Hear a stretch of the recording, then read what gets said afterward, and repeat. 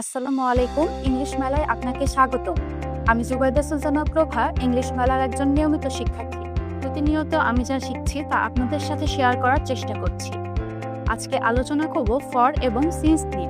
For এবং since দুটোই সময় বোঝাতে ব্যবহার করা হয়, বিশেষ করে প্রেজেন্ট পারফেক্ট এবং প্রেজেন্ট পারফেক্ট কন্টিনিউয়াস টেন্সে। আমি 5 বছর ধরে রাজশাহীতে থাকি। I have been living in Rajshahi for 5 years.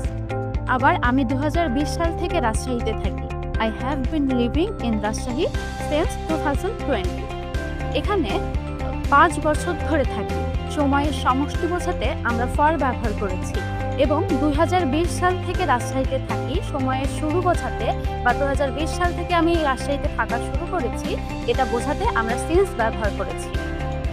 অর্থাৎ ফর বোঝানো হয় পিরিয়ড অফ টাইম, অর্থাৎ সময়ের দৈর্ঘ্য বা সময়ের সমষ্টি, এবং সিন্স ব্যবহার করা হয় পয়েন্ট অফ টাইম, সময়ের শুরু বা কোনো কিছু শুরু।